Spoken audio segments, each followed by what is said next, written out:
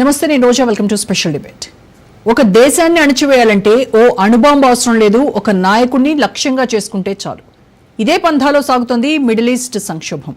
యుద్ధం చేసేటప్పుడు అగ్రనాయకుడిని లేపేస్తే ఇక సైన్యం యుద్ధం చేయలేదన్న నీతిని ప్రదర్శించాలని చూస్తున్నాడు ఇజ్రాయెల్ ప్రధాని బెంజమిన్ నెతన్యాహు.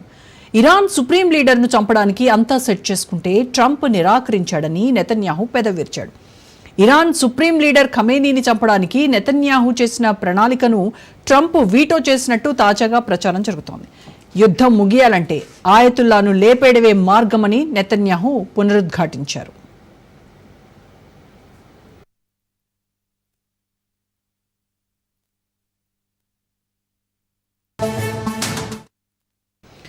ఇజ్రాయెల్ ఇరాన్ వివాదం 4వ రోజుకు చేరుకోగా ఒకరిపై ఒకరు క్షిపణుల వర్షం కురిపించుకుంటున్నారు. పౌరులను లక్ష్యంగా చేసుకుంటున్నారు. పరిస్థితి అదుపు తప్పిందని విశ్లేషకులు భయపడుతున్నారు. సుప్రీం నాయకుడిని చంపాలనే ఇజ్రాయెల్ ప్రణాళిక వల్ల పెద్దగా నష్టం జరగదంటాడు నెతన్యాహు. ఇరాన్ శాశ్వత యుద్ధం ఇరాన్ కోరుకుంటుందని, అణుయుద్ధం అంచుకు తీసుకువెళ్లాలని చూస్తోందని ఆయన విమర్శించాడు. తాము ఇరాన్పై చేస్తోంది దురాక్రమణకు ముగింపు అంటూ నామబలుకుతున్నాడు. దుష్ట శక్తులను ఎదిరించడం మాత్రమే తాము చేస్తున్నామంటున్నాడు. మరోవైపు నెతన్యాహు అన్నంత పని చేస్తాడని, ఇరాన్ సుప్రీం నాయకుడు ఆయతుల్లా అలీ ఖమేనీ మొత్తం కుటుంబాన్ని సురక్షితమైన ప్రదేశానికి తరలించారు. ఇరాన్లోని ఒక తెలియని ప్రాంతంలో ఉన్న బంకర్లో Iran Islamic revolutionary guard corps supreme నాయకుడిని కాపాడుతున్నాయి.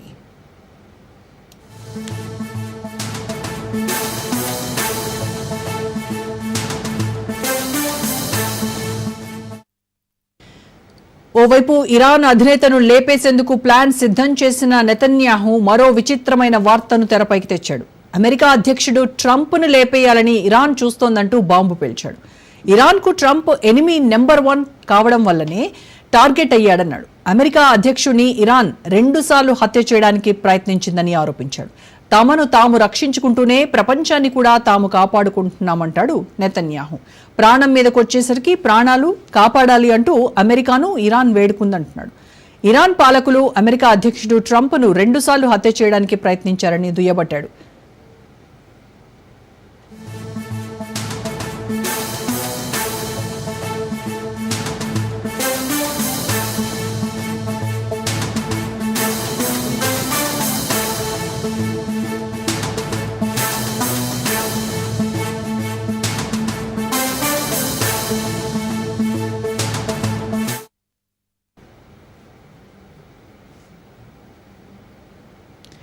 బీరుట్లో 241 మంది అమెరికా మెరైన్లను ఇరాన్ మూకలు చంపాయని, ఆఫ్ఘనిస్తాన్, ఇరాక్లో వేలాది మంది అమెరికన్ సైనికులను ఇరాన్ చంపడం లేదంటే గాయపరచడం చేసిందన్నాడు. అలాగే అమెరికాలోని రెస్టారెంట్పై బాంబు దాడి చేయడానికి ప్రయత్నించి అమెరికన్లకు చావు హెచ్చరికలు పంపారన్నాడు. అమెరికా జెండాను తగలబెట్టి విధ్వంసం సృష్టించారన్నాడు. ఇలాంటి వ్యక్తులు అణ్వాయుధాలతో మీ నగరాలను ధ్వంసం చేయాలనుకుంటే చూస్తూ ఊరుకోవాలా అని నెతన్యాహు ప్రశ్నించాడు. అయితే ట్రంప్పై హత్యాయత్నం నేరుగా ఇరాన్ నుండి జరిగాయని మీకు ఏదైనా సమాచారం ఉందా అన్న ప్రశ్నకు తనకు సమాచారం ఉంది అని బదులిచ్చాడు. ఇరాన్కు ట్రంప్ నెంబర్ 1 శత్రువు అని, తనను కూడా చంపాలని ప్రయత్నించిందన్నాడు. తనను అందరూ ట్రంప్ జూనియర్ భాగస్వామి అంటున్నారంటూ నెతన్యాహు చెప్పుకుంటున్నాడు. ఇరాన్ అణ్వాయుధాలతో ప్రపంచానికి చేటు అన్న విశ్వాసంతోనే తాము ఆ దేశంపై దాడి చేశామన్నాడు. దీనికి సంబంధించి పూర్తి విశ్లేషణ అందించడానికి ప్రముఖ రాజకీయ సామాజిక విశ్లేషకులు సీనియర్ జర్నలిస్ట్ అయిన రామ్మోహన్ రావు గారు ప్రస్తుతం మనకు అందుబాటులో ఉన్నారు. నమస్తే అండి రామ్మోహన్ గారు. నమస్కారం. అయితే ఇజ్రాయెల్ ప్రధాని నెతన్యాహు ఇరాన్ సుప్రీం లీడర్ ఖమేనీని హత్య చేయడానికి ఒక ప్రణాళిక రూపొందించాను అని చెప్పడము, అంటే ఇదంతా చూస్తూ ఉంటే రామ్మోహన్ గారు, ఒక దేశాన్ని అణచివేయాలంటే బాంబులో అణుబాంబులో ఇవన్నీ అక్కర్లేదు. అక్కడ ఎవరైతే ఒక సుప్రీం లీడర్ అనే అతను ఉంటాడో వాళ్ళని టార్గెట్ చేస్తే మెయిన్ లీడర్ని సరిపోతుంది, వాళ్ళని ఖతం చేస్తే మొత్తం యుద్ధానికి ముగింపుకు పలకొచ్చు అనేటువంటి ఈ ఆలోచన అసలు ఎంతవరకు కరెక్ట్ అంటారు? వ్యక్తిగతంగా వ్యక్తిని చంపడం వల్ల ఏదైనా విప్లవం కానీ ఉద్యమంగా అవుతుందా అంటే అది ఇస్లామిక్ తీవ్రవాదం కావచ్చు, ఆగదంటున్నాను. ఎందుకంటే ఇది వాటికి బీజం పడ్డది ఇవాళ కాదు కదా, ఇస్లామిక్ రెవల్యూషన్ 1979 నుంచి పడ్డది కదా, ఇవాళ కొత్త కాదు కదా. కనుక వ్యక్తిని చంపడం వల్ల మొత్తం వాళ్ళ భావజాలను చంపలేము అనేది అన్ని తీవ్రవాద విషయాలలో రుజువు అవుతుంది. మరి వామపక్ష తీవ్రవాదం కావచ్చు రోజా కాదు, లేకపోతే మనకు ఇస్లామిక్ తీవ్రవాదం కావచ్చు. కనుక ఒక వ్యక్తిని చంపడం అనేది సరైనది కాదని వీటో చేశారు, అమెరికా అధ్యక్షుడు వద్దన్నాడు అంటే నిజమే అంటున్నాను నేను. దానివల్ల మరొక పరిణామానికి దారితీస్తుందని ఒక రకంగా విఘ్నతతో ట్రంప్ అన్నాడేమో నేను అనుకుంటున్నాను. ఎందుకంటే ట్రంప్ అడ్డం పడ్డాడు, వీటో చేశాడు. అసలు నేను ఖమేనీని చంపుతామని అనుకుంటే నెతన్యాహు బయట పెట్టాడు కదా, ఆయన బయట పెట్టాడు కదా, కనుక సమస్య లేదు. ఇందులో రెండు ఉన్నాయి. ఒకటేమో ఇస్లాం కంట్రీస్ ఒకటి కావాలనే ఉద్దేశం ఉన్నా కూడా ఇస్లాంలో రెండు తెగలు ఉన్నాయి, షియా, సున్నీ. ఇప్పుడు సున్నీ తెగలు అంటే మనకు అరబ్ కంట్రీస్ మొత్తం కలిపి పక్కన పాకిస్తాన్ వరకు ఇరాన్ ఇవన్నీ కూడా మన సున్నీ తెగలు ఉంటే, షియా తెగ ప్రాతినిధ్యం వహిస్తుంది మనకు ఇరాన్ పోరాటం. చెప్పాలంటే ఇరాన్ తన తీవ్రవాద సంస్థలు హజ్బుల్లా కానీ లేకుంటే హమాస్ కానీ ప్రోత్సహించే దిశలో వ్యూస్ ఉన్నారు. అందుకని ఇస్లామిక్ తీవ్రవాదులందరూ ఒకటి కావాలి, ఇస్లామిక్ దేశాలు ముఖ్యంగా ఒకటి కావాలి, క్రిస్టియన్ సమాజం మీద దాడి చేయాలి అనే ఒక భావన మొదటి నుంచి ఉన్నది. దీనికి ఏకంగా అవ్వడానికి కారణం ఏంటంటే రెండు తెగలు అట్లాగే ఎవరికి వాళ్ళు ఏమైనా తీరలుగా ఉండడం కూడా జరుగుతుంది కూడా. కనుక మొత్తం మీద ఈ మన ట్రంప్ ను హత్య చేయాలి అని ప్రయత్నం చేసి 2 సార్లు అని ఇప్పుడేమో నెతన్యాహు అంటుంది. ఎంతవరకు నిజం అంటే నన్ను కూడా హత్య చేయడానికి ప్రయత్నం చేసిండ్రు, ట్రంప్ ఏం కర్మ, నన్ను కూడా హత్య చేయడానికి ప్రయత్నం చేసిండ్రు అని ఇరాన్ మీద ఖచ్చితంగా మనకు ఇస్లామిక్ తీవ్రవాదం మీద దాడి చేయాల్సిందే, మరొకసారి లేవకుండా చేయాల్సిందే అని ఇప్పటికే ఒక రకంగా చావదెబ్బ తీశారు ఇరాన్ ను. ఎట్లా అంటే మన అణుస్థావరాల మీద అణు రియాక్టర్ల మీద దాడి చేశారు, అగ్ని ఖతం చేశారు. చివరికి అమెరికాలో ఉన్న ఇరాన్ లో ఉన్న అమెరికా రాయబార కార్యాలయం దగ్గర కూడా ఇప్పుడు ఇజ్రాయెల్ దాడి చేసే క్షిపణులు పోయా అంటున్నారు. అంటే ఏ రకంగా చూసినా కూడా ఈ యుద్ధం 4 రోజులు ముగుస్తుంది అనుకుంటలేదు, 4 రోజులు మొదలైంది, ఇంకా తీవ్రతరం అవుతున్న కొద్దీ మనందరి బాధ ఏంటంటే కేవలం యుద్ధం మనకు స్థావరాల మీద ఇప్పుడు సైనిక స్థావరాల మీద జరిగితే తప్పలేదు, కానీ మొత్తం ప్రజలు చచ్చిపోతున్నారు. దాదాపు 350 మంది ఇరానీయులు చనిపోయారు, ఇటుపక్క 60-70 మంది ఇజ్రాయెల్ చనిపోయారు. ఇది ఎంతవరకు దారి తీస్తుంది? పసికందులు కూడా రోజా గారు మనకు అందులో నుంచి శిథిలాలను తీస్తుంటే మనకు చాలా బాధ అనిపిస్తుంది. వాళ్ళు ఏం పాపం చేశారు కనుక ఈ యుద్ధంలో చిక్కున్నామని అనిపిస్తుంటారు. అందుకని మనకు నాలుక సందిన ముళ్ళెత్తినట్టు మనకేమందంటే ఇండియాకు ఇద్దరు మిత్రులే. ఇరాన్ తోనేమో మనకు స్నేహపూర్వక సంబంధాలు ఇవ్వాలి కాదు, చారిత్రకంగా సాంస్కృతికంగా మనకు భౌగోళికంగా వరకంగా ఉన్నట్టు లెక్క. లాస్ట్ ఇయర్ ఇంకొంచెం స్ట్రెంగ్ అయింది, ముందు నుంచి స్నేహపూర్వక సంబంధాలు ఉన్నా ఇంకా బలపడింది లాస్ట్ ఇయర్ తో. ఖచ్చితంగా చాబహార్ పోర్టును మనం నిర్మిస్తున్నాం, మనం ఆధునీకరణ చేస్తున్నాం. ఇరాన్ లో ఉన్న చాబహార్ పోర్టు మనకు చాలా అత్యంత కీలకమైంది. ఎందుకంటే నేను చారిత్రకంగా భౌగోళికంగా ఎదుగు దగ్గర అంటే గతంలో అఖండ భారత్ మన ఎక్కడి వరకు కాందహార్ వరకు, అంటే ఆఫ్ఘనిస్తాన్ కూడా మనది పోనాడు. కానీ ఆఫ్ఘనిస్తాన్ పక్కనే ఉంది కదా ఇరాన్. కనుక ఇరాన్ పోతే ఈ ఇరాన్ నుంచి ఇరానీ ఛాయలతో మనం ఇప్పుడు ఇరానీ ఛాయ్ అంటే మనకు చాలా ఇష్టం. అట్లాగే ఇరాన్ తో సాంస్కృతిక సంబంధాలు, చారిత్రక సంబంధాలని, భౌగోళిక సంబంధాలని ఇవాళ ఈ చాబహార్ పోర్టు ద్వారా దిగుమతులన్నీ మనం అక్కడి చెట్టు చేసుకుంటాం, ఎగుమతులు ఇక్కడికి అటు చెప్తున్నాం. ఉదాహరణ మన బియ్యం, బాస్మతి బియ్యంలో సుమారు 16% బియ్యం ఎగుమతి ఇక్కడి నుంచి వాళ్ళు దిగుమతి చేసుకుంటారు వాళ్ళు. అంటే ఒక రకంగా చెప్పాలంటే పోర్టును వాడుకునే క్రమంలో ఒక నా భయం ఏంటంటే ఇజ్రాయెల్ కనుక దాడి చేసి ఆ పోర్టుని మూసేస్తామంటున్నారు, కానీ మూసేయడం కాదు, ఇజ్రాయెల్ దాడి చేసి దాన్ని ఏమన్నా విధ్వంసం చేసింది అనుకోండి, ఇరాన్ చాలా చిక్కుల్లో చిక్కుంటది, మనకు కూడా ఎగుమతులు దిగుమతుల విషయంలో భౌగోళికంగా కష్టం అవుతుంది. ఉదాహరణకు మనకు ఆఫ్ఘనిస్తాన్ రానియదు, పాకిస్తాన్ రానియదు భౌగోళికంగా మనకు పైనుంచి భూమార్గం ద్వారా. దాని ద్వారా కాకుండా ఇప్పుడు మనం ఒక మార్గం ఏర్పాటు చేసుకుంటే ఈ మార్గాన్ని మూసేసే పరిస్థితి అవుతుంది. అట్లాగే మనకు ఏదైతే జలాల్లో 28 కిలోమీటర్ల సంధి ఉందో దాని నుంచి వాణిజ్యం ఆపేస్తామంటున్నారు ఇరాన్ ఆపేస్తే ఇప్పుడు ఏమంటారంటే మిగతా ప్రపంచానికి కష్టం కదా. మొత్తం తమరు రవాణాలో ఆ జలసంధి చాలా పెద్ద ఎత్తున మనకు ఉపయోగపడుతుంది. కేవలం 28 మైళ్ళ వెడల్పునున్న జలసంధిని అనుకుంటే ఇరాన్ మూసేయగలుగుతుంది. కానీ మూసేసిన క్షణంలోనే ఇజ్రాయెల్ దాడి చేస్తుంది కదా మళ్ళీ ఇరాన్ మీద. ఇవన్నీ ఎట్లా ఉన్నాయంటే ఒకరికొకరు అంటే పగ తీర్చుకోవడం కోసం ఒకరికొకరు ఇవాళ పగ ఇవాళ నిన్న మొదలైంది కాదు, యుద్ధం కూడా ఆ రోజా కానీ ఈ 4 నుంచి మొదలైంది కూడా కాదు, 2024 మొదలైంది. ఒక రకంగా చెప్పాలంటే 2024లోనే ఇజ్రాయెల్ మన ఇరాన్ మీద దాడి చేసింది కదా. అందుకని అసలు ఐక్యరాజ్య సమితి ఏం చేస్తుంది, వీళ్ళందరూ పెద్దన్న పాత్ర వహిస్తున్నారు, వీళ్ళందరూ ఏం చేస్తున్నారు, సోవియట్ రాష్ట్రాలు చైనా మనం చూస్తే ఎందుకు ఊరుకుంటుంది, ఇవన్నీ మనం గమనించాలి. ఐక్యరాజ్య సమితి ఇప్పుడు గత కొన్నేళ్ల నుంచి కూడా జస్ట్ ప్రేక్షక పాత్ర వహిస్తూ వస్తుంది, మనం చూస్తూనే ఉన్నాము. ఇంకా ఇప్పుడు యుఎన్ఓ కల్పించుకొని ఈ 2 దేశాల మధ్య ఏదైనా సయోధ్య కుదురుస్తుంది అని అనుకోవడం అది అత్యాశ అవుతుంది. కానీ ఇప్పుడు సూపర్ 6 దేశాలు ఉన్నాయి కరెక్ట్. ఎందుకంటే ఒకనాడు మనకు మొదటి ప్రపంచ యుద్ధం తర్వాత నానాజాతి సమితి వచ్చింది. నానాజాతి సమితి వైఫల్యం వల్ల 2వ ప్రపంచ యుద్ధం వచ్చింది. అది కనుక్కొని ఏం చేశారు, మళ్ళీ ఐక్యరాజ్య సమితి ఏర్పాటు చేసుకున్నాం. ఐక్యరాజ్య సమితి కానీ WHO కానీ భద్రతా మండలి అన్నిటికంటే పెద్దది. భద్రతా మండలిలో ఏ దేశాలు పెత్తనం వహిస్తున్నాయి? 5 మిగతా దేశాలే కదా ఎప్పుడైనా కూడా. అందుకని ఇవాళ మరి ఇవాళ మనకు G7 దేశాల సమావేశం జరుగుతుంది. అందులో ఏమైనా నిర్ణయం చేస్తారా, ఏమన్నా నిర్ణయం జరుగుతుందా? మన భారత ప్రధాని కూడా G7 దేశాల ఆహ్వానంలో, అంటే అందులో మన భాగం కాదు కానీ వెళ్ళారు. మరి ఒకవేళ జరుగుతుందో చెప్పలేము. కానీ మొత్తం ఒకసారి చూసుకుంటే మనకు ఈ భౌగోళిక సంబంధాల విషయంలో ఇరాన్ తో ఎంత బాగున్నామో ఇజ్రాయెల్ తో అంత బాగున్నాం. అంటే టెక్నాలజీ విషయంలో పెగాసస్ మనం ఎక్కడి నుంచి దిగుమతి చేసుకుంటున్నాం, అక్కడి నుంచే కదా. అంటే ఇజ్రాయెల్ టెక్నాలజీని మనం ఎంత బాగా వాడుకుంటున్నాం అంటే టెక్నాలజీ కాదు, మన ఆపరేషన్ సింధూర్ లో పాకిస్తాన్ తో వైరంలో ఏ ఒక్క దేశం కూడా బహిరంగంగా మనకు మద్దతు ప్రకటించలేదు. కానీ స్పష్టంగా అంటే మనకు అజర్బైజాన్, టర్కీ కనుక పాకిస్తాన్ ఎట్లా ప్రకటించిందో ఒక్క ఇజ్రాయెల్ మాత్రమే అవసరమైతే పాకిస్తాన్ మీద దాడులు చేస్తాం, మీతో మేము ఉన్నామని చెప్పి అవుట్ రైట్ సపోర్ట్ చేసింది కదా.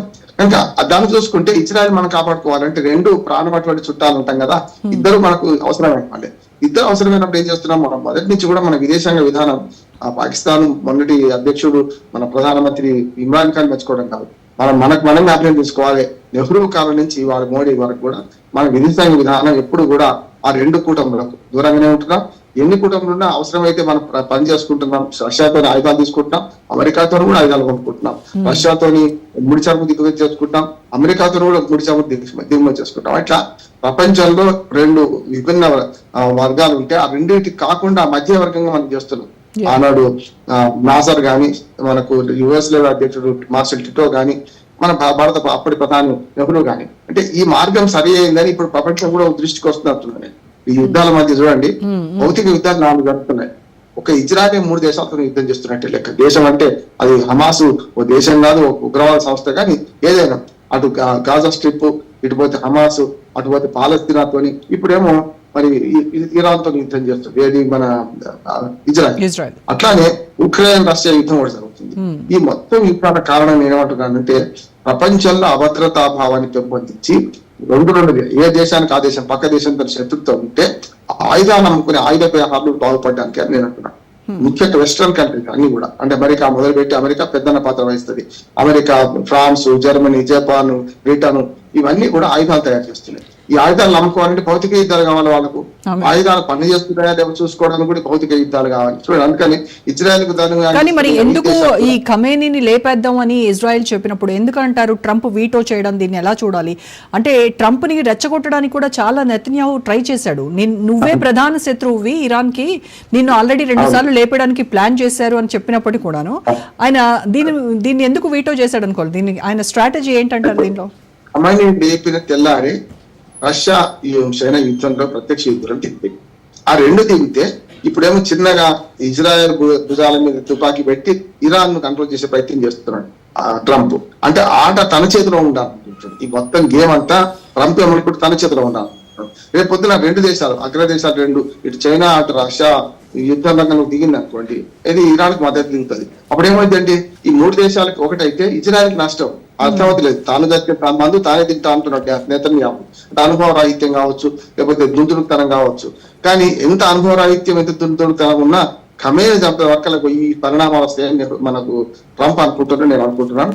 ట్రంప్ ఆలోచన వేరుగా ఉంది. ఇదే కొనసాగాలి, అవసరమైతే మనకు ఇజ్రాయెల్ ద్వారానే ఇరాన్ మీద కస్టడీ తీసుకోవాలనుకుంటున్నారు. ఒక మాట అన్నాడు ట్రంప్, ఒకవేళ డైరెక్ట్ గా అమెరికా మీదనే ఇరాన్ దాడి చేస్తే, ఒక్క చిన్న దాడి చేసినా మేమే డైరెక్ట్ గా యుద్ధం దిగుతామని కూడా ఆ మాట అన్నారు. అందుకని అక్కడ దాకా చూస్తున్నాడు. అంటే ఎప్పుడు కూడా తప్పును శిశుపాలుని తప్పులు కదా 100 దాకా కృష్ణ పరమాత్మ ఎట్లాగిండు అంటే దానికి పోలిక లేకపోవచ్చు, కానీ ఒక తప్పును ఎక్కువ చూపించడానికి వీలు కాదు. ప్రపంచానికి చూసారా మా మీద దాడి చేసినప్పుడు మేము ఏం చేయాలి అని అమెరికా అధ్యక్షుడు అనడానికి వీలు ఉంటది కదా అప్పుడు. అంటే ఆ తప్పు చేయిద్దామని చూస్తున్నట్టు నేను అనుకుంటున్నాను. ఆ తప్పు చేస్తుందా చేయదా అంటే ఇప్పుడు అమెరికా డిఫెన్స్ లో ఉంది, మన ఇరాన్ డిఫెన్స్ లో ఉంది. ఇప్పుడు ఎట్లా డిఫెన్స్ లో ఉందంటే మొత్తం 9-10 మంది శాస్త్రవేత్తలు చనిపోయారు, చాలా ముఖ్యమైన నాయకులు చనిపోయారు. అంతేందుకు ఇరాన్ భూభాగంలో ఇజ్రాయెల్ వేటి గతంలో చాలా మంది ప్రముఖులు చంపిన సందర్భం చూసినా కదా ఇరాన్ భూభాగంలోకి వెళ్ళి. ఇవాళ కూడా ఖమేనీ దొరకడా తర్వాత సంగతి, కానీ ఖమేనీని చంపడానికి నెతన్యాహు అమెరికా పర్మిషన్ ఇచ్చినా ఇవ్వకున్నా సందర్భం రాగానే సమయం రాగానే ఖచ్చితంగా ఖమేనీ చంపేస్తాను, ఇంకో సమస్య లేదు. కానీ చంపే లోపల ఇవన్నీ అంటే ఇప్పుడు నన్నే కాదు నిన్ను కూడా వ్యతిరేకిస్తున్నాడు, నిన్ను చంపడానికి ప్రయత్నం చేస్తున్నాడు, ట్రంప్ ను రెచ్చగొట్టడానికి నెతన్యాహు ప్రయత్నం చేస్తున్నాడు. అందుకని ఇరాన్ సైనిక వర్గాలు ఏమంటాయి అంటే, ముఖ్యంగా ఇరాన్ నాయకత్వం ఏమంటుందంటే, ఒక్క మాట అమెరికా చాలు, అమెరికా యుద్ధం ఆపేయి అంటే నెతన్యాహు ఆపడా అంటుంది కదా. అంటే ఆ ఒక్క మాట చాలు, ఒక్క మాట ఎందుకు అంటలేమని ఇరాన్ అడుగుతున్నది. ఇరాన్ కూడా ఇరాన్ అడిగే ప్రశ్నకు సమాధానం ఏం చెప్తున్నారంటే, నన్ను వాళ్ళని అడగాలి కదా, అడిగినప్పుడు అసలు మొదటి ముందుకు మీరెందుకు రారు అని ఇరాన్ నెతన్యాహు ప్రశ్నిస్తున్నాడు. అందుకని ఏమంటున్నా అంటే, ఇప్పుడు డిఫెన్స్ లో సెల్ఫ్ డిఫెన్స్ లో ఇరాన్ అయితే పడ్డది. ఒక మాట ఏమన్నారంటే వాళ్ళు, మన ఇజ్రాయెల్ ఆపండి మొదలు, ఆ తర్వాత మేము ఆపేస్తామని. ఇప్పుడు ఇరాన్ నాయకత్వం ఉంటుంది. అమెరికాకు ఒక సంకేతం ఏమిచ్చిందంటే, మొదలు ఇజ్రాయెల్ దాడులు ఆపండి, మీరు ఆపితే ఏమైతే కనీసం మేము ఊపిరి పీల్చుకోవడానికి టైం దొరుకుతుంది, మొన్న కదా పాకిస్తాన్ అన్నట్టు. కానీ ఆ తర్వాత మేము చర్చలకు వస్తామా రామా తెలుస్తుంది అంటున్నాం. చర్చలు కూడా ఒక మూలస్తంభంగా మారితే ఇప్పుడు G7 దేశాల్లో కూడా ఒక రకంగా చెప్పాలంటే, నిన్న భద్రతా మండలి కూర్చొని నిన్న G7 దేశాలలో కూడా పెద్ద ఎత్తున ఇరాన్ వ్యతిరేకంగానే తీర్మానం చేశాం. చూసాం కదా మరి నిన్న భద్రతా మండలి తీర్మానానికి అనుగుణంగానే నిన్న మన G7 దేశాలు కూడా 6 దేశాలు కూడా ఒక రకంగా చెప్పాలంటే ఇటు పక్కన ఇరాన్ తప్పుపడుతూ ఇరాన్ వచ్చి తగ్గాలనే మాట మాట్లాడుతున్నారు. అంటే ఏదైనా సరే ఇరాన్ లోగ తీసుకొని, ఇరాన్ ఒక రకమైన ఒక కోడె లాంటిది అయితే, పెద్ద ఎత్తున మన దుందుడుకు లేడ దూడ లాంటిది అయితే, దాన్ని అదుపు చేయడానికి మీరు ఈ ఒప్పందంలో భాగంగా అని అంటున్నారు. అసలు ఒప్పందం నుంచి విరమించుకుంది ఎవరు? ట్రంపే కదా. గతంలో 2025 దాకా జరిగిన ఉన్న ఒప్పందాన్ని 15 నుంచి 25 దాకా 18లో ట్రంపే ఈ ఇరాన్ దూరం పెట్టి తానే దూరం జరిగింది కదా. ఇప్పుడు వచ్చేవాళ్ళు ఇప్పుడు ఆ ఒప్పందాలు మీరు భాగస్వామి అవుతారా లేరా అంటున్నారు కనుక, అంటే వాళ్ళకి ఇష్టం లేకపోతే దూరం అవుతారు, వాళ్ళకి ఇష్టం ఉంటే ఇరాన్ ఏమో కంట్రోల్ చేస్తారా అనే సమస్య వస్తున్నది. అన్ని మొత్తం ప్రపంచ దేశాలు గమనిస్తున్నాయి, కానీ ఏ పక్షం వహించని దేశాలు కొన్ని ఉన్నాయి. అట్లాగే 2 పక్షాల వహించే దేశాలు రెండో పక్షం నుంచి, ఇరాన్ పక్షం నుంచి ఇక్కడ డైరెక్ట్ యుద్ధంలో దిగలేదు. డైరెక్ట్ యుద్ధంలో అమెరికా దిగలేదు, రష్యా దిగలేదు. అంటే ఈ ప్రెసెంట్ సినారియో చూస్తే ఈ 2 దేశాలు కూడా, ఇటు ఇజ్రాయెల్ ఇరాన్ సంక్షోభము 4వ రోజుకు చేరింది. మీరు అన్నట్టుగా ఈ 2 దేశాలు కూడా క్షిపణి దాడులు పౌరుల్నే లక్ష్యంగా చేసుకొని చేస్తున్నారు. పసికందులు కూడా చనిపోతున్నారు, ఏ పాపం చేయని వాళ్ళు మనం చూసాం. అయితే ఈ పరిస్థితి చూస్తూ ఉంటే, అంటే ఇది మిడిల్ ఈస్ట్ లో మొత్తం మీద విస్తృత యుద్ధంగా మారేటువంటి అవకాశం ఏమైనా ఉందంటారా? అంటే మన అందరం అద్దాల గంటే కూర్చున్నాం. నిజంగా చెప్పాలంటే అణుశక్తి ఉన్న దేశాలు 9 బహిరంగంగా అందరికి తెలిసిన దేశాలు 9 మనతో సహా. ఇంకొక 20-25 దేశాలు తుంపిళ్ళ బలం చూపెడుతున్నాయి. అంటే మా దగ్గర కూడా అణుశక్తి ఉంది అని చూపెడుతున్నాయి. ఇజ్రాయెల్ దగ్గర అందరికీ తెలిసిందే ఉన్నది, ప్రపంచానికి తెలిసి. ఇరాక్ దగ్గర ఉందా లేదా అంటే తయారు చేసుకుంటుందనే ఓ మాట వస్తుంది. కనుక ఎవరైనా అద్దాల గది ఎందుకంటున్నానంటేమా, మనం ఎవరి మీద అణుబాబును వినియోగించినా వాళ్ళకే కాదు, మనకు కూడా నష్టం. మనం కూడా వాళ్ళు కూడా వినియోగిస్తారు. కనుక అణుయుద్ధం వస్తుందని నేను అనుకోను. కానీ పెద్ద ఎత్తున ఈ ఏకీకరణ, అంటే పునరేకీకరణ జరిగితే ప్రపంచంలో 2 కుటుంబాలు మళ్ళా ఏర్పడతాయి. ఏమంటే మధ్యప్రాచ్యంలో ఈ గొడవ వల్ల ప్రపంచవ్యాప్తంగా 2 కుటుంబాలు ఏర్పడతాయి అంటున్నాం. కానీ అప్పటి 2వ ప్రపంచ యుద్ధం అంత పరిస్థితులు ఇప్పటికి లేవు. ఎందుకు ఏర్పడే ఇంకొక ఆలోచన ఎందుకు ఏర్పడే అంటున్నానంటే, ఇవాళ వాణిజ్య యుద్ధాల కాలం, అంటే సుంకాల యుద్ధం చూస్తున్నాం మనం, అంతే ఆర్థిక రంగంలో యుద్ధాలు చూస్తున్నాం. కనుక పరస్పరం అవసరాలు పెరిగినాయి ఒకరికొకరు. ప్రపంచవ్యాప్తంగా ఎవరికి వాళ్ళు నన్నంటుకోకు నామాల కాకి అని ఎవరికి వాళ్ళు ఉండే పరిస్థితి లేదు, గొడవలు కట్టుకుని ఉండే పరిస్థితి లేదు. ఇప్పుడు చైనా చూడండి, చైనా విధానం వేరు, వాళ్ళ దేశం వేరు. ఆయన ప్రపంచవ్యాప్తంగా ఉత్పత్తి రంగంలో ఆధిక్యత సాధించింది కదా. అంటే ప్రపంచంలో మార్కెట్ లేకుండా తావకతే చేయలేదు కదా, ఎంత జనాభా ఉన్నా. కనుక ఇవాళ ప్రపంచంలో ఆర్థిక అవసరాలే అన్ని అవసరాలు నిర్దేశిస్తాయి. మార్క్స్ గారు అన్నట్టు, మన కారల్ మార్క్స్ అన్నట్టు మన మానవ సంబంధాలని ఆర్థిక సంబంధాలు అన్నింటి ఆర్థిక సంబంధాల వైపు వచ్చినప్పుడు యుద్ధం వైపు పోయి నిరాశనైతే కోరుకోరేవారు. ముఖ్యంగా అణుయుద్ధం రాదు. కాకపోతే అంటే నెతన్యాహు ఏం చెప్తున్నాడు, ఇరాన్ ఏమో శాశ్వత యుద్ధం కావాలని కోరుకుంటోంది, అణుయుద్ధం దిశగా తీసుకెళ్లాలని చూస్తోంది అని ఆయన ఆరోపిస్తున్నారు కదా. మరి నెతన్యాహు ఆలోచన ఏంటంటే, నిజం కూడా ఒకటి ఇస్లామిక్ తీవ్రవాదాన్ని ప్రోత్సహించే ఇరాన్ లాంటి, ఎందుకంటే హమాస్ను హిజ్బుల్లాను వీళ్ళను పోషిస్తుంది ఇరానే కదా. ఒకవేళ పిచ్చివాడి చేతిలో ఇలాగ ఈ అణు బాంబులు కనుక వాళ్ళు తయారు చేసుకోగలిగితే, వాళ్ళ విజ్ఞానంతో తయారు చేసుకోగలిగితే ఇప్పుడు పెద్ద సమస్య వస్తుంది. అంటే వాళ్ళు తీవ్రవాదుల చేతులు, ఇస్లామిక్ తీవ్రవాదుల చేతులు అని పడితే ప్రపంచ వినాశనం దారితీస్తుంది కదా. ఎందుకంటే వాళ్ళకు ఒక విధానం ఉండదు, దేశం ఉండదు, ఎవరికి కట్టుబాడు. ఇరాన్ లాంటి దేశం ఎవరికి కట్టుబడకుండా ఉంటుంది అన్నప్పుడు ఇజ్రాయెల్ కూడా అంతే కదా. ఇటువైపు ఇజ్రాయెల్ కూడా ఎవరికి కట్టుబడి ఉంటే, ఒక అమెరికా భయపడుతుంది కానీ మిగతా దేశాలు ఎవరినైనా ధిక్కరించే పరిస్థితి ఉంటది. అందుకని చుట్టూ 3 యుద్ధాలు చేస్తుంది అది వల్ల. కనుక ఒక రకంగా ఇజ్రాయెల్ ఎంతనో ఇరాక్ కూడా అంతే.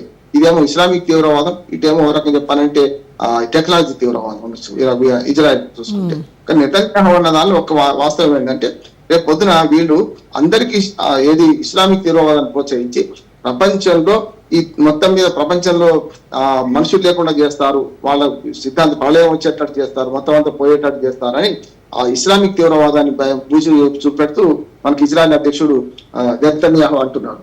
అది వాస్తవం అంటున్నారు. అందుకనే ఇప్పుడు మనం ఇద్దరి వాదనలు నిజమే, కానీ ఆ ఇద్దరు వాదనల మధ్యన మన ప్రపంచ శాంతి అనే పేరు మీద మనం ఎందుకు కాపాడొద్దని నేను అంటున్నాను. అందుకని ఇవాళ ఐక్యరాజ్య సమితిలోని భద్రతా మండలి బలోపేతం చేయాలంటే మనలాంటి దేశం చొరవ తీసుకోవాలి.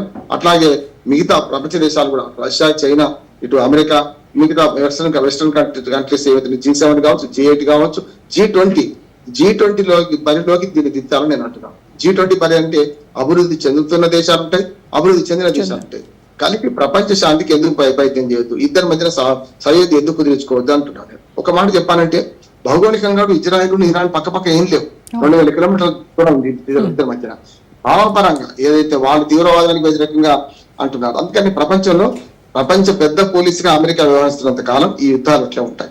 అట్లాగే ఆ మధ్య ప్రాచ్యంలో నాదే పెద్దరికం అంటున్న మన ఇజ్రాయెల్ కు పోటీగా ఇరాన్ ఉంటది, ఇరాక్ ఉంటది. గతంలో ఇరాక్ లో కూడా అమెరికా చేసిన పని తక్కువనే కాదు కదా, సద్దాం హుస్సేన్ చంపేసి అందరూ చూసినాం కదా మనం.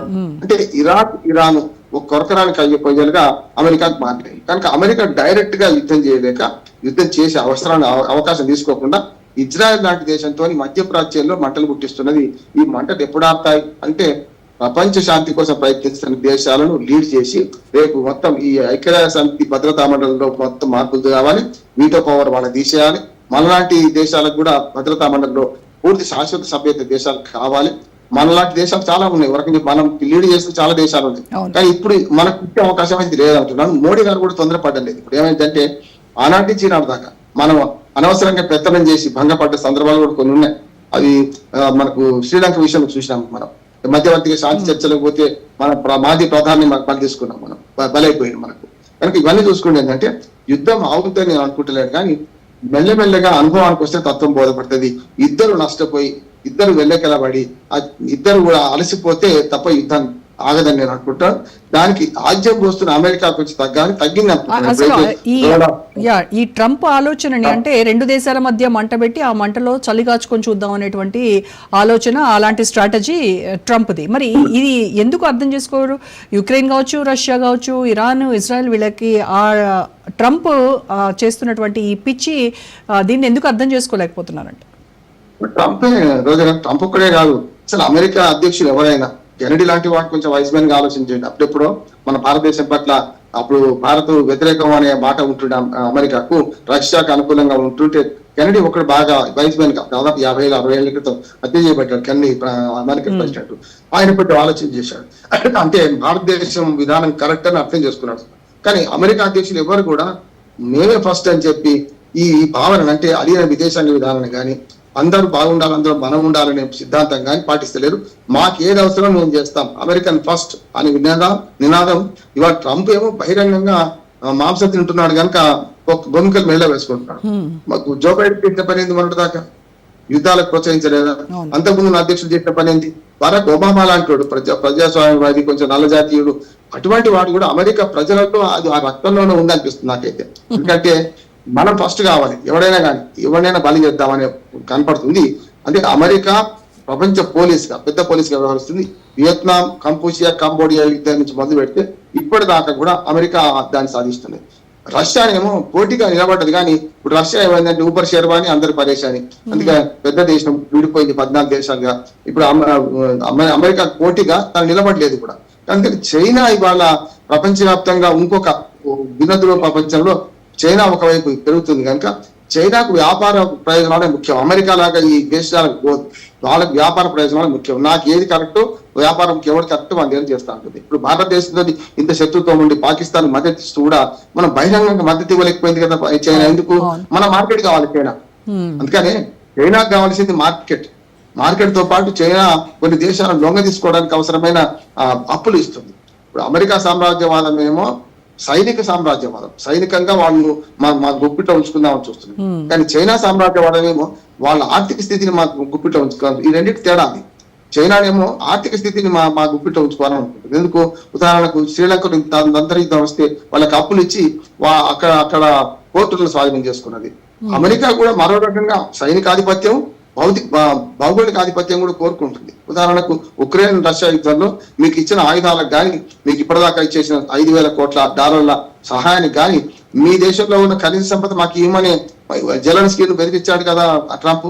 అందుకనే కదా మన వైట్ హౌస్ సాక్షిగా ఆయన లేచి బయటకు వచ్చింది. అందుకే కదా, అంటే భౌగోళికంగా కూడా కోరుకుంటుంది. రేపు పొద్దున గాజా స్ట్రిప్ ను కూడా మాకు అప్పచెప్పమని చెప్పి ఇప్పుడు మనకు హమాస్ దాడి నష్టపోయిన తర్వాత ఇజ్రాయెల్ లో కూడా మనకి ఇజ్రాయెల్ గెలుచుకున్న గాజా స్ట్రిప్ ను కూడా మాకు అప్పచెప్పమంటుంది కదా అమెరికా ఇప్పుడు. అందుకని ఇవన్నీ కూడా భౌగోళిక అట్లాగే సైనిక శక్తితోని అప్పర్ హ్యాండ్ కావాలని అమెరికా ప్రయత్నం చేస్తుంటే, భౌగోళికంగా మనం కేవలం దాన్ని స్వాధీనం చేసుకోవడం అవసరం లేదు. కానీ భౌగోళికంగా ఉన్న జియో పాలిటిక్స్ అంటారు. జియో పాలిటిక్స్ లో చైనా చాలా ముందడుగులో ఉంది అమెరికా కంటే కూడా.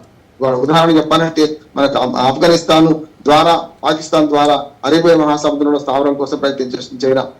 అరేబియా మహాసముద్రంలో స్థావరం పుట్టిందంటే ఇప్పుడు మధ్యప్రాచ్యంలో కూడా చైనా బలం పెరుగుతుంది. అట్లాగే బంగ్లాదేశ్ ద్వారా కిందికి మన మయన్మార్, బంగ్లాదేశ్ ద్వారా బంగాళాఖాతంలో స్థావరం పుట్టించుకొని, ముఖ్యంగా ఈ శ్రీలంక ద్వారా మన భారతదేశం మీద కానీ హిందూ మహాసముద్రంలో ఇటు ఆధిపత్యం కోసం చైనా ప్రయత్నం చేస్తుంది. అంటే ఈ రెండు ప్రపంచ దేశాల మధ్యన రెండు పొట్టేడు కొట్లాడుతుంటే మధ్యన ఆగమైనట్టు, లేకపోతే మన ఈ ఇస్లామిక్ దేశాలు కొట్లాడుతుంటే, లేక ఇస్లామిక్ దేశాలు కావచ్చు, భారత్ పాకిస్తాన్ లాంటి దేశాలు కానీ కొట్లాడుతుంటే తోడేళ్ల పోరాటం ఎవరి కోసం అంటే మేకలు తినడానికి కోసం అంటారు. వీళ్ళిద్దరు తోడేళ్ళు లాంటి వాళ్ళు, అమెరికా కానీ రష్యా కానీ. మిగతా దేశాలతో సంబంధం లేకుండా వీళ్ళిద్దరు పోట్లాడుకుని నటిస్తారు. వాళ్ళ ప్రయోజనం వాళ్ళకు ఉన్నాయి. దాన్ని అర్థం చేసుకున్నాడు ప్రపంచ శాంతి ఉంటుంది తప్ప, దాన్ని అర్థం చేసుకోకుండా అటుపక్క ఉంటే యూరోపియన్ కంట్రీస్ కూడా బ్రిటన్ నుంచి మొదలుకొని ఏవైతే అమెరికాకు మద్దతు పడుతున్నాయో వాళ్ళు కూడా నష్టపోతూనే తప్పక, అంటే విధి లేక అమెరికాకు మద్దతు ఇస్తున్నారని నేను అనుకుంటున్నాను. Right sir, thank you so much అండి రామ్మోహన్ సార్. ఇది వాళ్ళ special debate. Stay tune to Raj news.